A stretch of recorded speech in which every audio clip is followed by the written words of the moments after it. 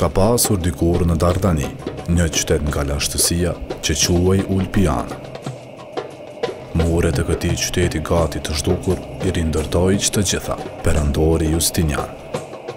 Pasi e studisi me madhështi dhe e shohi me bukuri, qyteti antik nga Ulpiana mori emrin Justiniana Secunda.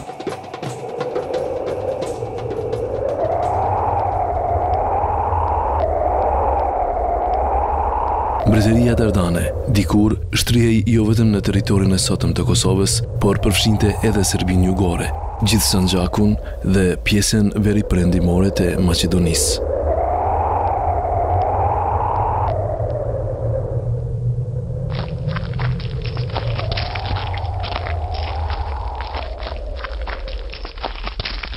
Gjurmët e lashtësisë Dardane, sot më së miri mund të gjejmë në Ulpianën antike, lokalitet ky arkeologjik që pasqyron rrënjët e qytetërimeve të lashta në këto treva.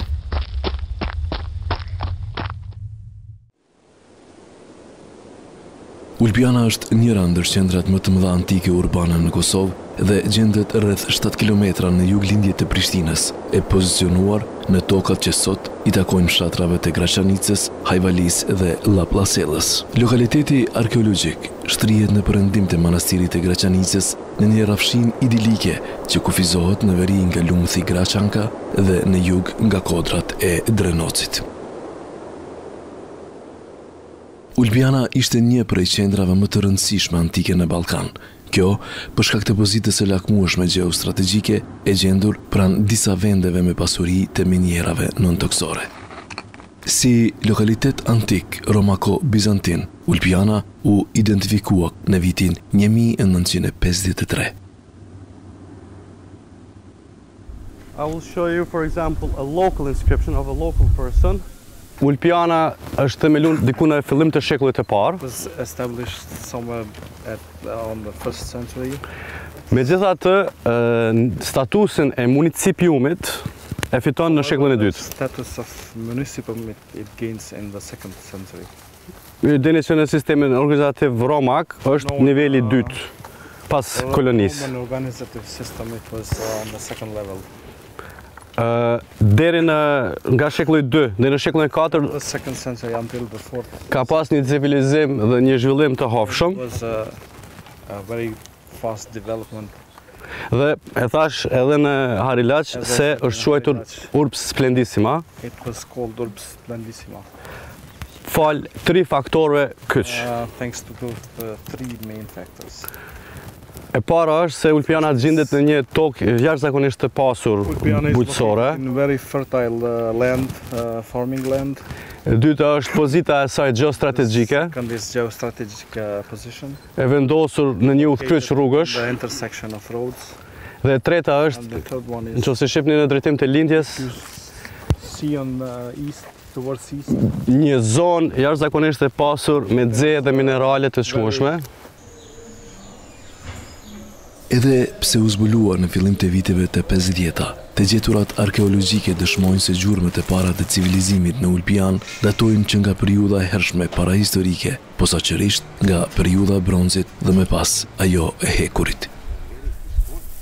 Për autoktoninë e Ulpianës, si qendër antike Dardane, më së miri flet emri Ulpian. Supozohet se emërtimi i Ulpianës është bërë në nder të perandorit Marcus Ulpios Trajanus, respektivisht perandorit Trajan. Dëshmitë e para të këtij lokaliteti arkeologjik i kemi që në burimet e autorëve antik.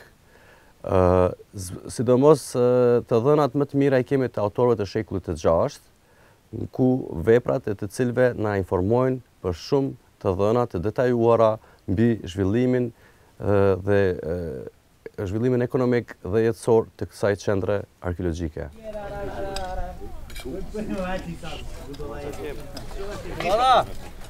Një tiket, një kesë e gjetjes, rapitograf, edhe një kujnje kuqe është e plastikës. Lutna. Në përvite, Ulpiana Dardane u bë qendër studimi për arkeologët vendas e të huaj të gjeneratave të ndryshme.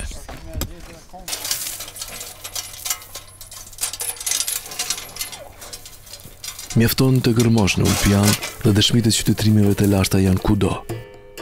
monedha, enë dhe artefakte tjera të çmueshme.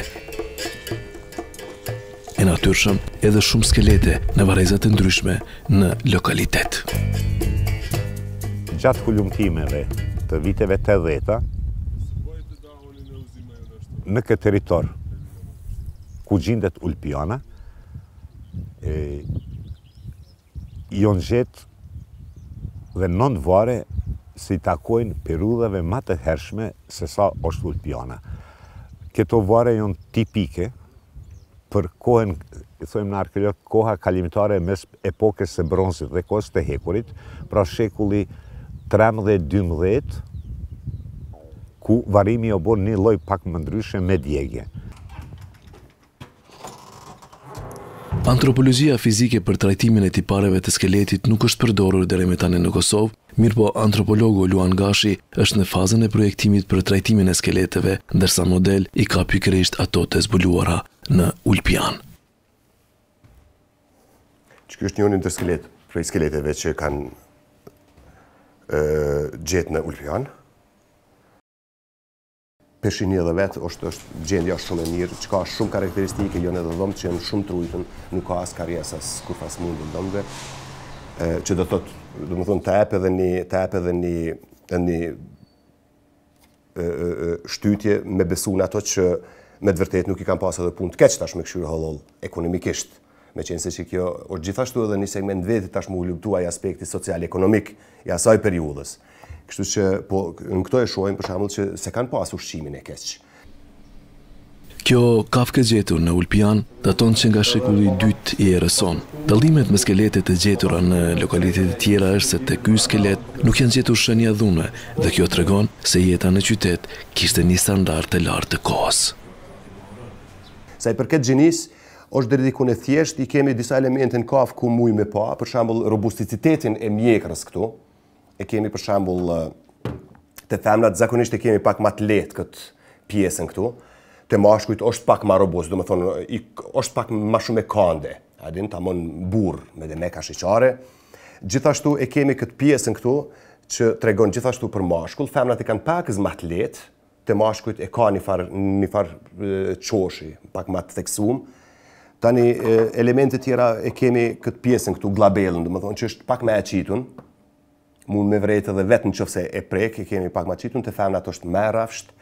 E kemi këtë pjesën këtu të veshi për shembull, procesus mastoideus si thojnë këtina, të mashkujt është me gjatë, të femnat është me ult, edhe këto janë për shembull sa i përket gjinis. Qyteti i Ulpianës përfshinte një vendbanim të rrethuar prej mureve në një sipërfaqe prej 35 hektarësh. Por, kësaj hapësire të madhe të qytetit të Ulpianës i duhet bashkangjitur edhe hapësira e kastrumit apo garnizonit fushor ushtarak romak që gjendet rreth 100 metra larg murit lindor të qytetit dhe që kapte një sipërfaqe prej 16 hektarësh. Gjithashtu, në suburbiumin verior dhe atë perëndimor ndodheshin nekropoli verior, gjithësisht memoria dhe nekropoli perëndimor.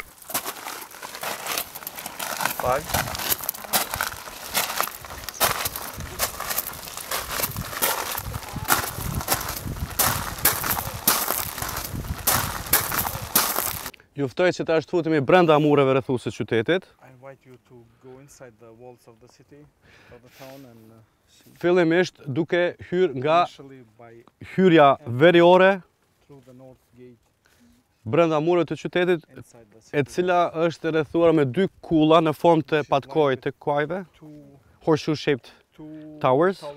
horseshoe shaped, Dhe pastaj do të vazhdojmë, do e ndjekim Cardo Maximusin and we will follow the Cardo Maximus. dhe do shkojmë tutje te pjesa veriore e qytetit. Kjo është kulla veriore, do me thonë hyrja apo porta veriore me dy kulla. Dhe tash në drejtimin lindje perëndim shtrihen muret rrethuese të qytetit Ulpianës, duke rrethu një sipërfaqe prej 35 hektarësh e gjys. Dhe ky kanali këtu është shfrytzuar për shkarkimin e ujrave nga qyteti në suburbiumin e saj. suburbia. Kjo këtu quhet propugnaculum. Është një korridor i përforcuar për efekt të mbrojtje. Tash ne do të vazhdojmë te pjesa ku është gërmu në këto 3 vitet e fundit. Këto pjesa këtu, si duket, kanë qenë tip taberne. Këto muret e Ulpianës u dëmtuan në rand nga një tërmet katastrofal në vitin 518. Autori i kohës, Prokopi i Cezares, në veprën e tij De Adificias, shkruan se si perandori bizantin me origjinë dardane, Justiniani i parë, i rindërtoi jo vetëm muret e qytetit, por ndërtoi edhe objekte të shumta, duke shndruar qytetin në një qendër edhe më madhështore. I përmendëm neve që kishte do thotë disa shkatrime, por ka pasur disa rindërtime, por nga më të rëndësishmet është rindërtimi i bërë nga perandori Justiniani i Madh, i cili me gjas e ka rindërtuar që nga fillimi. Por si duket edhe është zvoglu në shtrirë dhe sipërfaqe ulpiane atë kohë. Një gjë e tillë është e ngjashme edhe në Bylis të Shqipërisë, që në kohën e tij edhe është zvoglu Bylisi. Por çka është më e rëndësishme është se në kohën e perandorit Justinian, por ata që nuk e dinë që ka sunduar vitin 527-565, pas rindërtimit, Ulpianës i ndrohet emri nga Ulpiana në Justiniana Sekunda.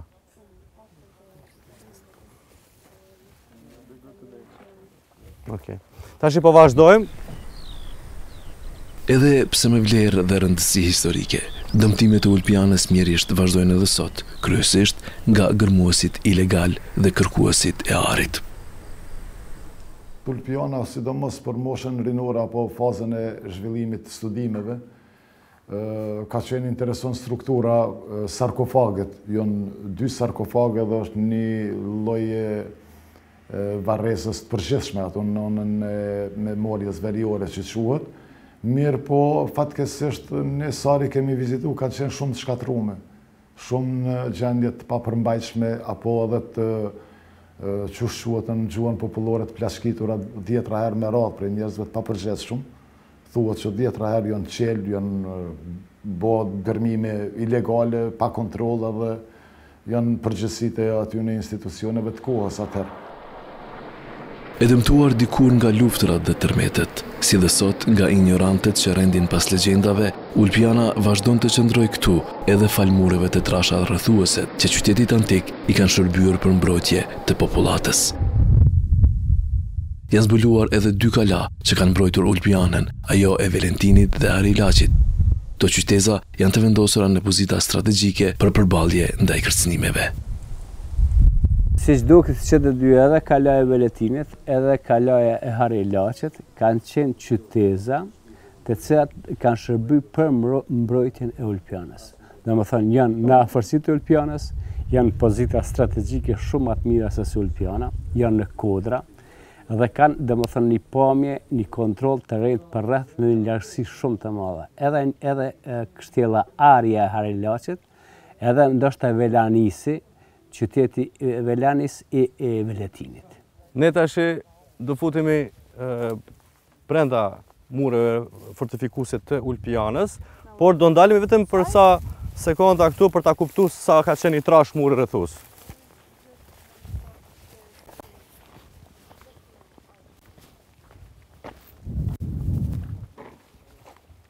Imagjinoni tash edhe 5 metër shtesë lartësi. Mbrojtja ka ekzistuar, domethënë, ka ekzistuar një mbrojtje shigjetarëve dhe atyre që kanë hudh shtizat këtej. The Archmans. Edhe tash ne po hym. Po. Por e shihni nga kjo pjesa këtu kontraforet përforcuese që e kanë mbajt, domethënë peshën e mureve. Dhe imagjinoni tash muret e tilla i keni që e mbulojnë një sipërfaqe prej 35.5 hektarësh, që është goxha sipërfaqe e madhe.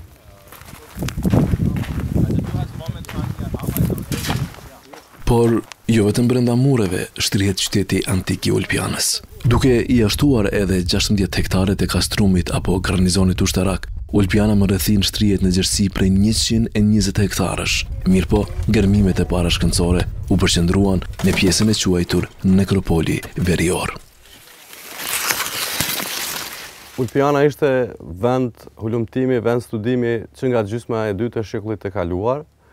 Do të thonë ka qenë dhe është vend atraktiv për hulumtime të ndryshme, duke arritur që në vitet e 50-a, 60-a, më pas në 70-a dhe pjesërisht në të 80-at të bëhet zbulimi i disa nga qendrat më të rëndësishme të kësaj qendre të madhe arkeologjike si qyteti apo pjesa e fortifikuar e qytetit, e cila përfshin 35 hektarë gjys, tërësisht të rrethuar me mure të larta dhe të vendosura kullat në akset e përgjatë atyre mureve. Ka ekzistuar një rregull ndërtimi ku në 27-28 metër distancë janë vendosur kullat kryesisht në formë të patkojit dhe të flankuara. Gjatë gërmimeve në pjesën e dytë të shekullit të kaluar brenda qytetit të fortifikuar, janë zbuluar një bazilik, disa nekropole, banjo romake, dysheme të zbukuruara me mozaik, si dhe materiale arkeologjike që dëshmojnë ekzistencën e jetës në këtë qytet. Nga gjetjet e shumta arkeologjike, veçohet ky sarkofag i mërmert që i përkiste shekullit të 4 dhe mendohet të jetë import pro-konezis, por i stilit Atikas. Kujde që vjen të vizitoj Ulpianën, qoftë profesionist ajo profesionist, i bje sy sarkofagu monumental, që delë që është gjetja më ekskluzive. është edhe përshkakët punës, përshkakët materialit, vërtet edhe bukurisë që ka është gjetja më ekskluzive edhe më reprezentative, jo vetëm e memorës veriore, por edhe Ulpianës. Ky objekt këtu është sarkofagu i mërmert, i cili mendohet të jetë importuar nga ishulli Marmaras, siç njihet sot. Sarkofagu duhet i ketë takuar dikujt nga hierarkia e lartë në qytet, por as ky sarkofag nuk është kursyer nga gërmuesit e palitshëm. Nuk dihet se kujt i është dedikuar, megjithëse janë zbuluar një si më thon, mbetje njerëzore të një çifti. Couple. Dhe mbase duke qenë se kjo është një punë luksi, mund t'i ketë taku familjes Furi. Dhe sarkofagu normali ka pakun pak të hapun, ma përpara se e kanë thy dikun para 3-4 vjetë, ka gjuj dikush me guri prej në altit edhe ka thy kapakun e pa ta pas rastin me hiun e mrena në sarkofag. Normal që kërkush s'ka besu që ka me gjithë mbetje njerëzore aty, eshna njerëzor, po kanë menoj që qëta eshna që janë qëto copa, qëto fragmentet, eshnave janë të kafshve, dhe une si hina normal me njëre e pash që kemi të bëj edhe me eshnat njerëzve, e njonim prej elementeve është kjo, prej fragmenteve, kjo është sternumi, e kemi këtu ku lidhën brit në për ta. Më thonë, këto e kumë gjithë mrena në sarkofag. Tash kish me qenë shumë interesant qofë se, si që përmena dhe ma përpara, me marrë tash motrën e këtina dhe me qu, me dërgu në laborator, edhe me pa me të vërtet që ka qenë, muj me ditë që ka qenë, muj me ditë edhe për regionit prej kajt ka ardhë. Po, tash po shpresojmë që me të vërtet një buxhet sa do modest do të na mundëson edhe këtë analizë me botë këtij ashtit. Gjatë gërmimeve në nekropolin verior janë zbuluar 2 gur mbivaror. Në njërin prej tyre është gjetur ky mbishkrim në të cilin thuhet: Në nder dhe Elja Klementilës, përmendorën e së cilës ngriti shoqi Aurelius Mator. Këtu kemi një gur mbivaror të skalitur nga mermeri, sigurisht marrë nga venguroret e përafërta me lokalitetin e Ulpianës, zbuluar në pjesën e memorjes gjithësisht të nekropolit verior që gjendet këtu prapa nesh. Si datim është diku fundi i shekullit të 2, fillimi i shekullit të 3 dhe veçanta e këtij guri mbivaror apo stele është se në pjesën e epërme të saj gjendet i skalitur portreti i një gruaje të re dhe poshtë kemi edhe të kornizuar një tekst, një mbishkrim në gjuhën latine që na jep disa dhëna për personin e ndjerë që është prezantuar në formë të një portreti, gjithsesi të një busti të skalitur. Shkurtimisht t'ju them se realisht teksti këtu i paraqitur na tregon se bëhet fjalë për një grua të re, e një moshës pothuajse të mitur, diku rreth 17 vjeçare, e cila njihej me emrin Elia Klementila dhe sipas të dhënave të skalitura këtu, tregon se e ndjera ka qenë gruaja e një zotërie e cili siç duket ka jetu dhe ka punu në Ulpian, i njohur me emrin Aurel Mator, dhe me qenë se e shoqja e tij e ndjer ka vdek në moshë shumë të re, ja ka dediku këtë mbishkrim duke e komemoru memorian, kujtimin e përjetshëm për të ndjerën. Domethënë e veçantë është te formula tis manibus dm dhe pastaj emërtimi Elia Klementila, viksit anis 17, do thotë 17 vjeçë kur ka vdek, poshtë femina, e shoqja e Aurel Mator, dhe në fund fare këtu posuit që do thotë e ngriti. E ngriti këtë monument mbivaror, stel, gjithsesht gur mbivaror për të ndjerën shoqën e tij. E veçantë është ekonizimi i saj i punum, i skalitur dhe në 4 akset i kemi zemrat.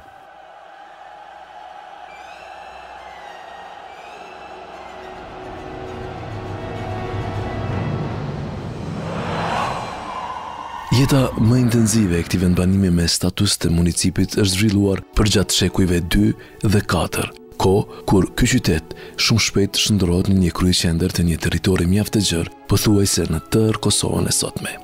Njëri nga akset kryesore që kalonte nëpër Ulpian ishte rruga e njohur antike transilirike, Via Lissus Naisus, që komunikonte me portet antike detare që shërbenin si pika ankoruese përgjatë brigjeve të detit Adriatik. Një rrugë tjetër e rëndësishme ishte rruga që lidhte Ulpianën me Skupin apo Shkupin, që në fakt ishte segmenti trases që kalonte Via Naisus, Ulpiana, Skupi, Thessalonika, e cila komunikonte me qendra dhe portet e brigjeve të vendosura përgjatë vijës detare të detit Egje. Si pikë strategjike dhe urlidhse, Ulpiana u bë pre e sulmeve të përhershme, shekuj me radhë. Në aspektin e burimeve të shkruara të autorëve antik, kemi disa shënime mjaft interesante të cilat e plotësojnë një pasqyrë të përgjithshme të eventeve, ngjarjeve historike të kësaj qendre, nga të cilat i kisha veçu sidomos dyndjet dhe sulmet e fisëve të ndryshme, duke i quajtur kushtimisht shekullin e 4 dhe shekullin e 5 të fisëve hune, gote, por e veçantë është një ngjarje e cila ka trondit mjaft shumë këtë qendër arkeologjike dhe ajo ka ndodhur diku në vitin 518, ku sipas të dhënave të një autori antik flitet për një shkatrim të madh të një tërmeti i cili jo vetëm se shkatroi Ulpianën, por siç duket në provincën e Dardanisë atëhershme arriti të shkatrojë edhe me dhjetra fortifikata dhe qytete të ndryshme, në mesin e të cilave psoi edhe Skupi antik. Artefaktet dhe gjurmet e qytetit të shkatruar nga lashtësia i kemi kudo edhe sot, shtresë mbi shtresë. Edhe pse të shpërndara në disa vende, disa janë në Institutin për Mbrojtjen e Monumenteve. Mos bëjmë vetë diçka që me hegale, po të bëjmë diçka që me të vërtet i vjen edhe vendit. Gjetje ekskluzive mund të quhen edhe këto gjetjet e poqërisë, që datojnë shekullin e parë 2 të erës sonë. Jo një interesant është ky material që është punu në atë kohë qelshit, është një mjeshtri, një zanat që quhet shumë e specializume për kohën, edhe kemi gjetë mjaft, dikun kemi përmi 2-13 copë që janë në gjendjen e plot, të pa domtume edhe pjesërisht të domtume, të thyra apo. Jo një interesant se ju kanë kushtue personave familjarëve të cilët i kanë hupë në lufta apo vdekjet e natyrshme apo jashtë. Përgjithsisht vdekjeve, domethënë ka shërby për atë që thonë ceremoninë e vajtimit që quhet në këtë kuptimin e sotshëm për hir të personit të humbur. Edhe quhet lotore në këtë gjuhën tanishme. Është interesant që është karakteristike e rrallë që jetën në këto trevat në Ballkan. Arkeologu nga Universiteti i Jenës, Torsten Kleinschmidt, është i specializuar për monedhat e periudhës romake. Ai ka ardhur në Kosovë për trajtimin e monedhave të gjetura në Ulpian.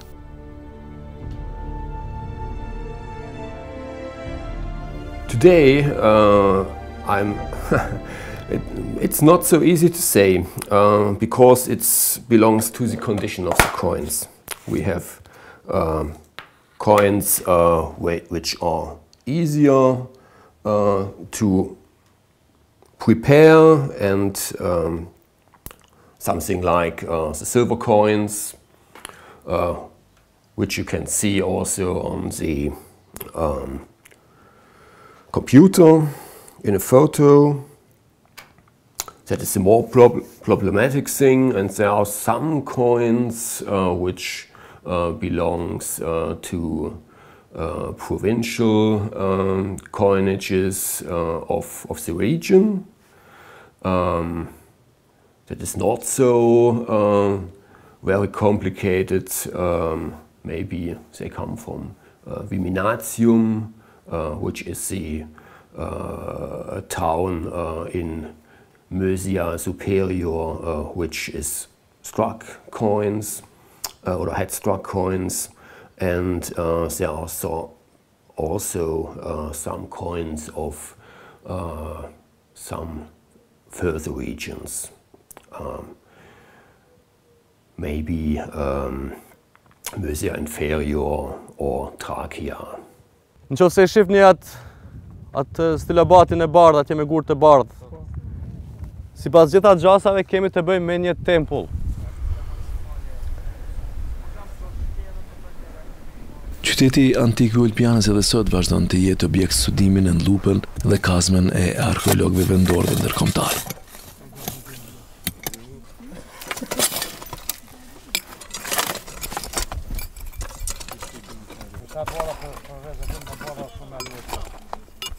Sipas arkeologëve, me këtë intensitet të hulumtimeve, duket se do duhej të kalonin edhe 500 vite tjera deri të zbulimi i tërësishëm i këtij lokaliteti. Por interesimi i arkeologëve për qytetin antik ka kohë që i ka kaluar kufijt.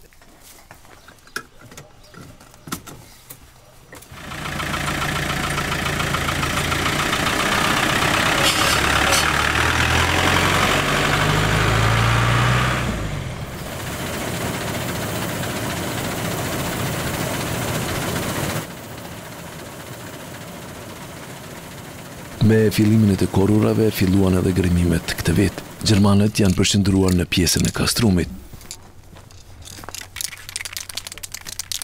Two options now, and every time I'm looking to it again, if you have one already in your mind, I'm more convinced that it's a rounding structure. Next, a trench on the side, but we can start it on Monday.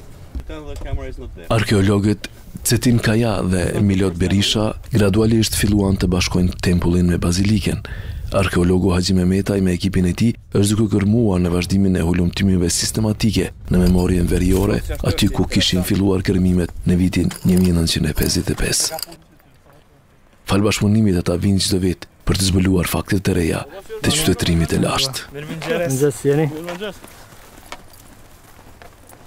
This year, the joint team, we are focusing on the question of the extension of the castrum, which is an important question at the moment because Gračanica village is growing every time, so it's urgent that we define the extension of the logical site to protect it, to include all this data in the master plan for Gračanica area, to decide where in the future there could be some construction or to find other solutions for the archaeological site.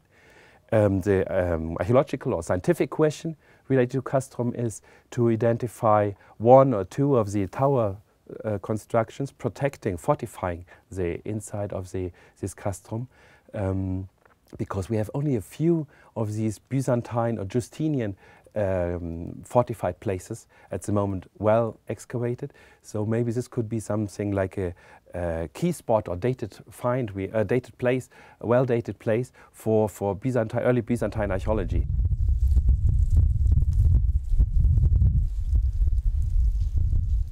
Ne po vazhdojmë në memorien veriore. Edhe ne mund të zgjedhim objekte atraktive, megjithëse për ne ky objekt është i jashtëzakonshëm. Ne po vazhdojmë hulumtime sistematike në memorien veriore, dhe qëllimi jonë është të hulumtohet në tërësi, ky objekt edhe pas çdo gërmimi ne bëjmë edhe konservime. Kemi angazhu specialistët më të mëdhenj të Shqipërisë, edhe ata bashkëpunim me ne, domethënë çdo gjë që kemi zbuluar deri sot është konservuar dhe mund të prezantohet.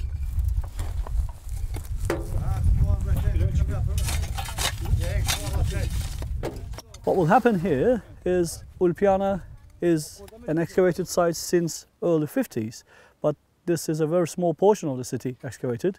We are here to excavate and to have the profile of the city in a larger portion of it to give the impression to the people, because for the layman it may not mean too much. But what happens is, if you show the people what the history of the city, what the buildings might have looked like, so that may change the things. So my aim is here, especially to open up new trenches to find more of the buildings, especially the city. I believe most of the buildings were in the southern section, which is on the sloping part of it, and towards there, little by little, to have some trenches, and based on that, to confirm some of the things we already know. In the meantime, by making use of the modern technology, I will concentrate with the help of my friends, I will concentrate on the history of the buildings, the excavated ones, what phases they were and how they were looking. And based on that, we will be creating the three-dimensional images. They will be able to see from every angle, and with that, people will have a better idea, a better understanding of this place. Honor to be buried near to the basilica. Careful.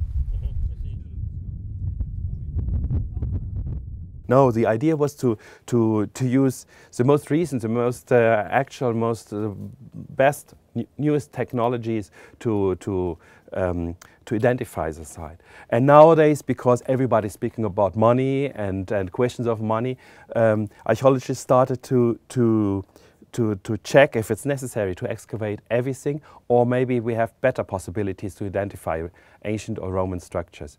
And this is especially the geophysics who give us a wonderful possibility, without any destruction, without any excavation, to identify the extension of sites, of Roman, of all prehistoric sites, especially Roman, because the walls are quite good visible in this geophysics.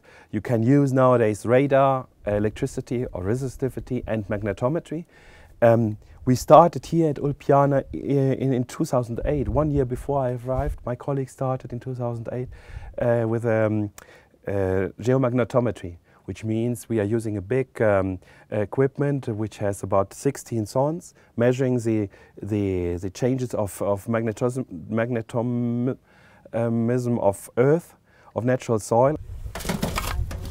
Shpesh në territorin e Ulpianës antike organizohen të ashtu quajturat kampet verore multietnike, ku mblidhen studentë e arkeologjisë nga Kosova, Serbia, Kroacia, Shqipëria, Malizi dhe Maqedonia. Zana Hoxha për 8 vjet me radhë ka qenë pjesë e kampit arkeologjik në Ulpian. Ajo me kolegët e saj të kampit po gjërmojnë në kuadratin B65 me një dysheme të zbuluar. Është thjesht prej as deri në rreth shka I përket gërmimeve arkeologjike. Kemi ardhur, e hapim kuadratin, fillojmë me gjurmimet, gjatë gjurmimeve bëjmë dokumentimin e gjetjeve, dokumentimin e shtresave, shka ballafaqohemi, kemi dokumentim, edhe në fund bëjmë fotografime, vizatime, skicime. Kjo është.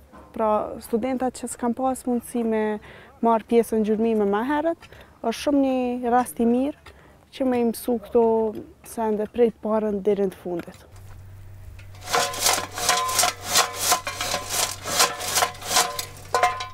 Danas zapravo radimo na ovom dijelu zida koji u stvari bi trebao biti vanjski dio kastruma, bar tako naš voditelj terena Felix kaže, inače iz Frankfurta sa njihovog sveučilišta pred arheologiju. Kolega I ja kopamo na ovom, to bi dakle trebao biti istočni dio, u kojem za sad smo našli samo dijelove zida, ne znamo je li točno kastrum ili nije, ali pretpostavljamo da se radi o tom vanjskom dijelu utvrde. Hej, grua.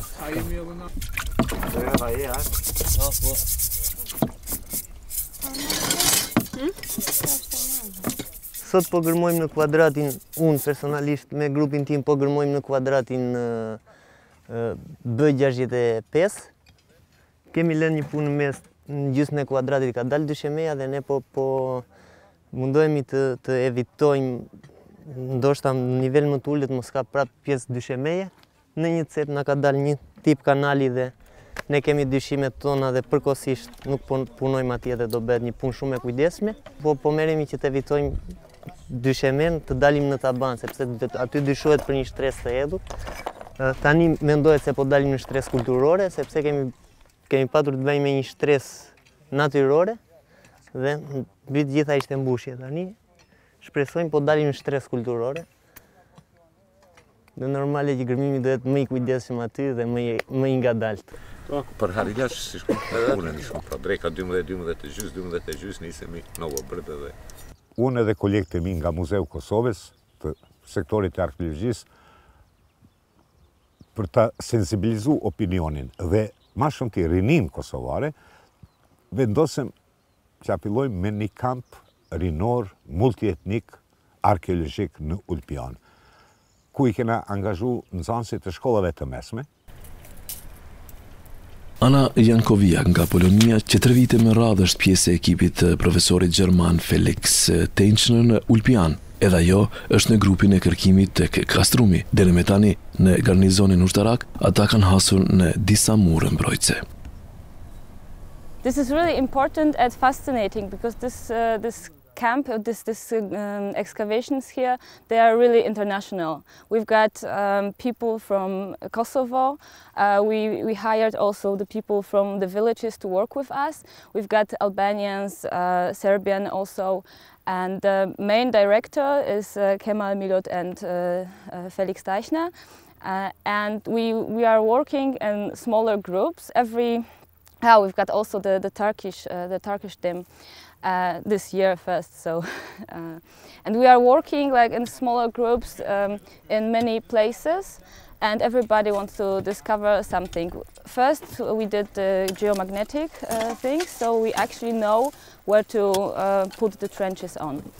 And it's really amazing to be on this project for me because I'm from Poland, and our group here, we've got people from Macedonia. We also get last year people from Germany, from Croatia, from Czech Republic, and we're collecting people from the whole world, so we make new friends. And I'm here to work for this international German team, but we also like really close cooperating with people here with the other archaeologists.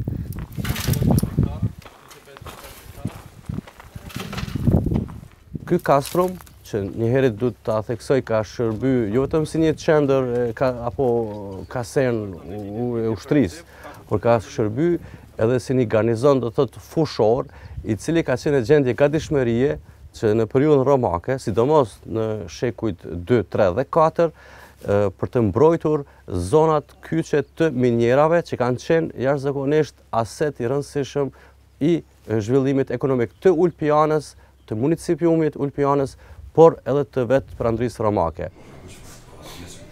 Sipas arkeologëve, duke u mbështetur në bunimet historike, ato kishtare e teologjike, në mbishkrimet e gjetura si epigrafe dhe gjetët tjera arkeologjike, mund të themi se Ulpiana ishte qendra kryesore, administrative, politike, kishtare dhe kulturore e provincës Dardane për shekuj me radhë.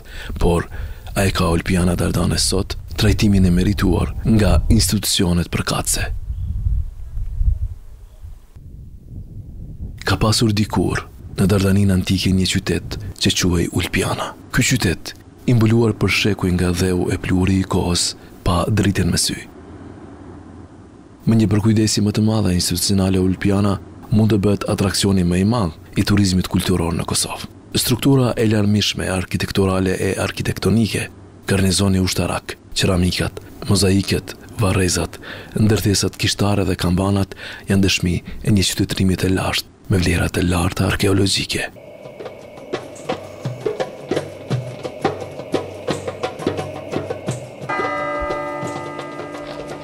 Po largohemi nga Ulpiana antike, duke shpresuar që ky dokumentar të jetë një kamban për Prishtinën moderne.